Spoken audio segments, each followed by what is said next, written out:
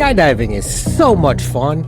You gotta get up early, go to some little rinky-dink airport, watch some stupid-ass safety video before getting on some rickety-ass little plane that you're not even sure if it's gonna make it off the ground. And if it does, is it gonna stay in the air? Then you fly in some circles, getting knocked about by the winds until you're well above the clouds. And then you get clipped to the experience guide before literally being thrown out the door. No warnings. Just 1 second you're in the door and the next you're being flung into the sky. Then you free fall right into a cloud, which are not as soft and fluffy as they look. Instead, they're filled with water vapor that acts like little tiny needles digging into any exposed skin as you fall through it. You also can't see a damn thing until you break through the cloud. And then you get the most amazing view as you look at the ground almost a mile below. At least, that's what's supposed to happen. That was my personal experience anyways. But for one group of 18 skydivers, that's not quite what happened. When they broke through the clouds, they got a completely different sight. A sight that would ultimately lead to the deaths of 16 of them. So, what happened? I'm Andrew, and this is History is a Disaster.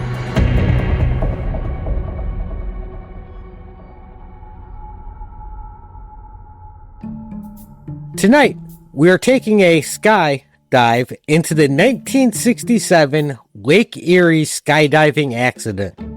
And tonight's episode is brought to you by Earhart Cloud Maps. Inspired by that globe-trotting femme fatale Amelia Earhart, you'll never get lost in the clouds again with Earhart.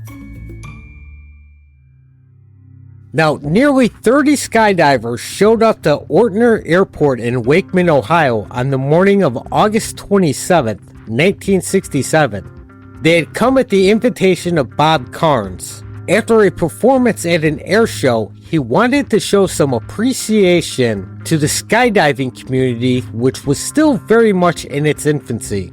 To do this, he was offering a free jump out of his privately owned B-25 Mitchell bomber, a medium bomber that saw heavy use in World War II.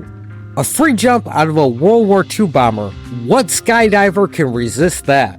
And not just any jump. He was offering a high-altitude, low-opening halo jump from 20,000 feet. So naturally, people came from across the state to take advantage of this opportunity. However, the plane had not been modified for skydiving, or really modified at all. It was not pressurized or prepared in any way, and there was a fear the plane would be overloaded with as many people that showed up. Bob and his co-pilot, Richard Wolf, made the decision to take only the 20 most experienced jumpers up. 17 of them were members of the United States Parachute Association with at least 75 jumps apiece. 7 of them had over 200 jumps. So, it was a pretty experienced group, and only 18 of them were jumping at 20,000 feet. After they jumped out, the plan was to go up to 30,000 feet for the last 2 jumpers, Air Force Major Alan Homestead and Larry Hartman, to jump. Larry would act as an unofficial jump master for the group of 18. Everyone on board was given a portable oxygen tank and mask since the oxygen system in the plane did not work. And since it was unmodified, it had 3 sections. 2 of the jumpers would be in the forward section just behind the flight crew and would jump from the plane through a hatch in the floor. 9 jumpers rode in the bomb bay and would jump from the bomb bay doors. The rest were in the aft section and would jump from either the waist gunner's hatch on the left side of the plane or a nearby floor hatch.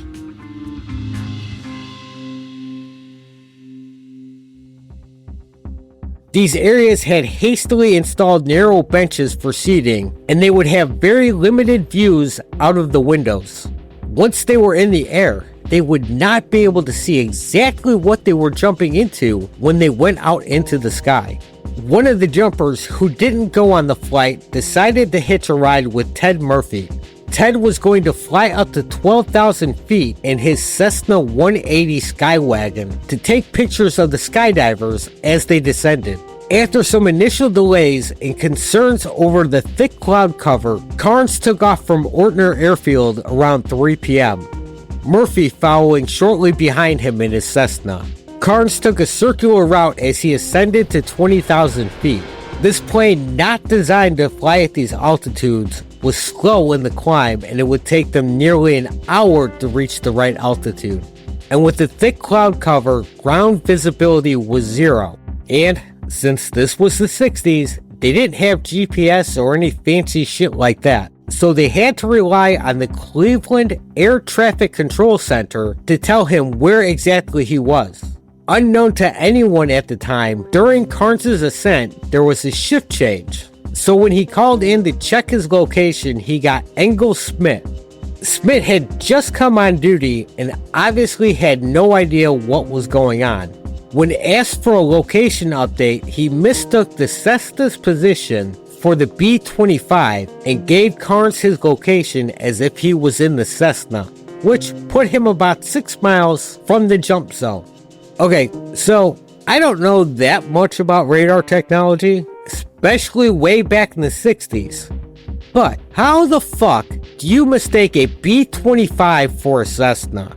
But anyways, so now Carnes thinks he is over Ortner. He is not. He is a bit of a ways off from there. In preparation from the jump, he slows the plane from 145 miles per hour to 105 and opens the bomb bay doors where the jumpers are huddling. With the bomb bay not being pressurized and the lack of insulation, they were freezing in the back. Air temperatures at that altitude were -20. They had come prepared for this, wearing extra heavy clothing and boots. With the bomb bay doors now open, the plane was flooded with sunlight and noise. They could barely see as Hartman got them up and going, jumping out of their different exits against FAA and USPA rules about jumping into clouds. Jumping out all these different exits like this left them fairly scattered across the sky.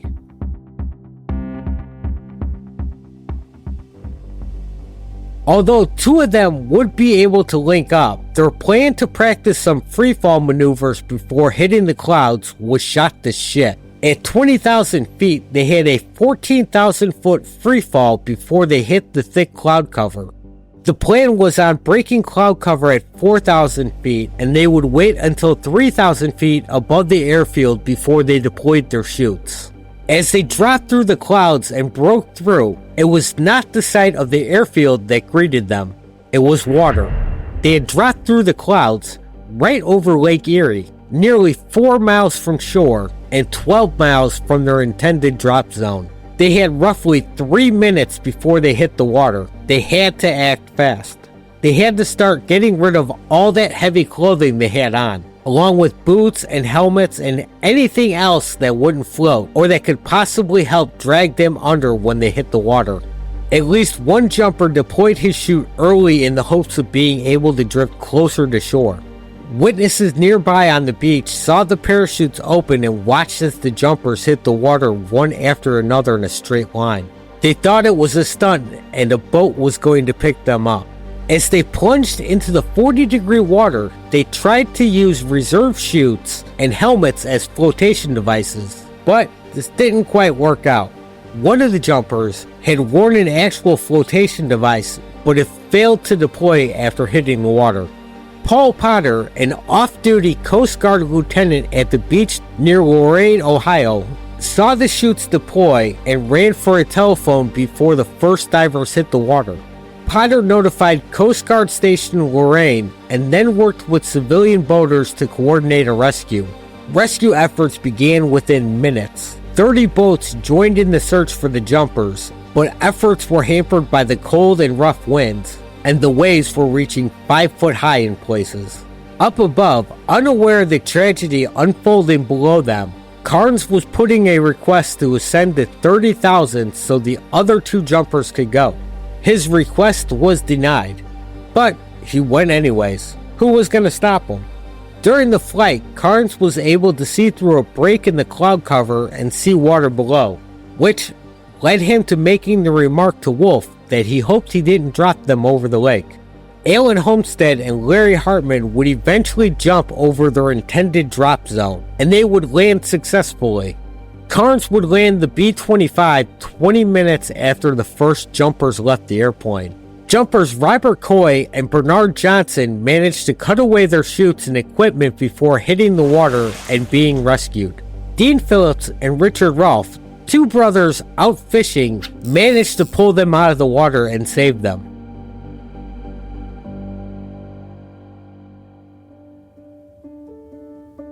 A search for the others was conducted by over 100 Coast Guardsmen and involved searches on land and by boat and plane.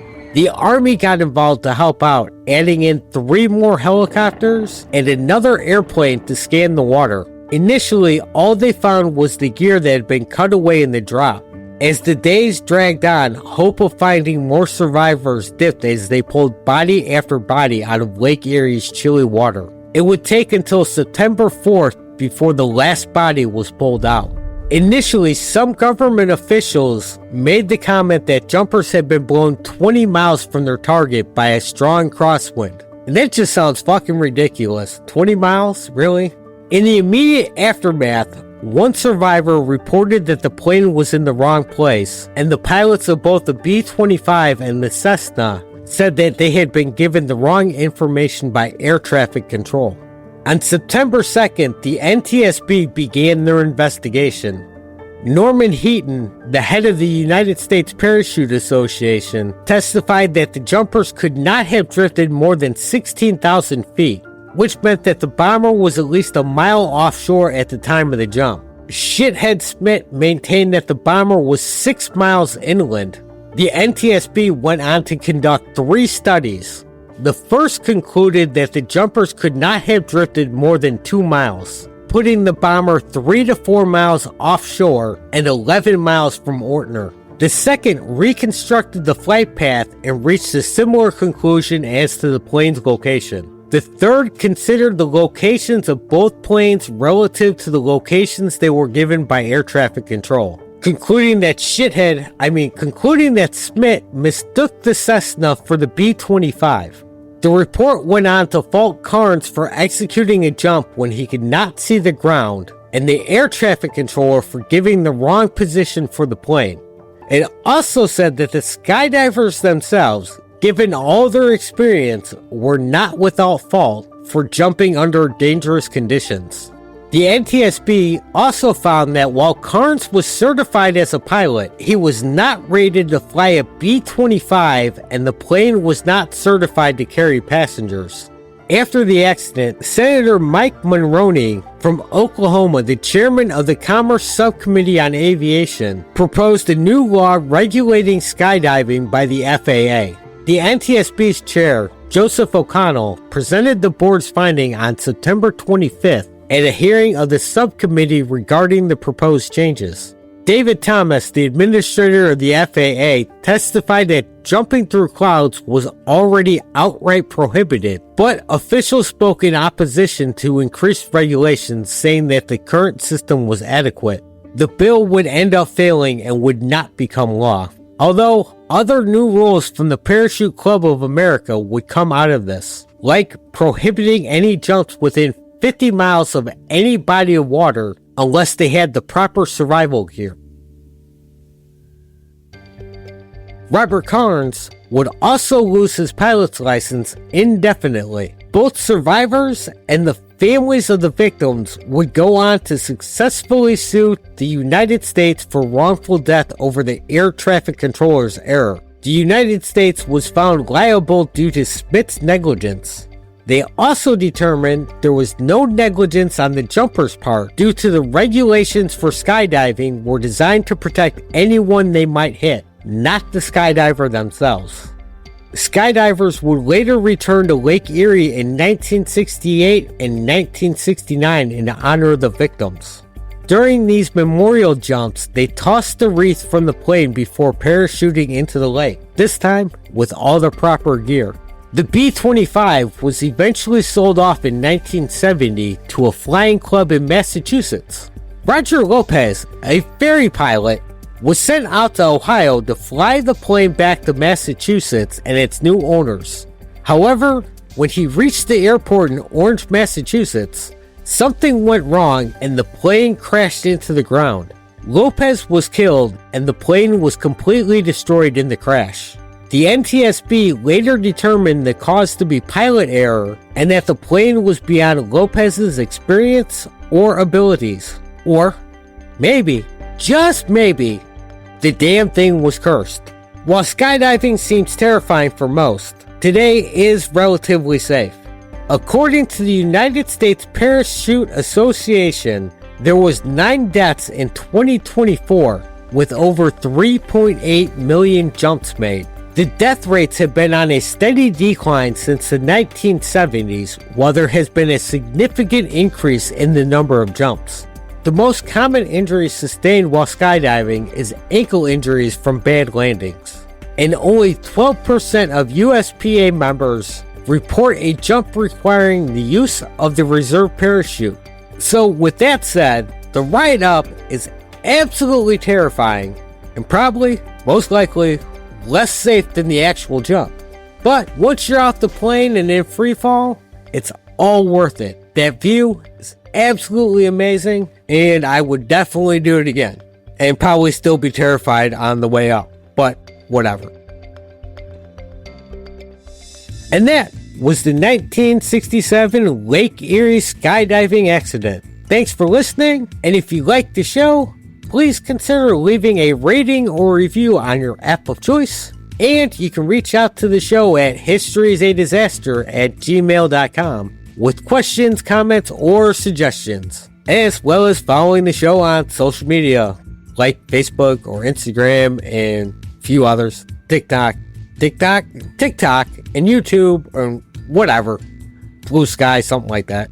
Also, share the episode. Your friends are going to love it. And take care of yourself out there. Chase that dream. Live for today, because tomorrow is never guaranteed. Thanks and goodbye.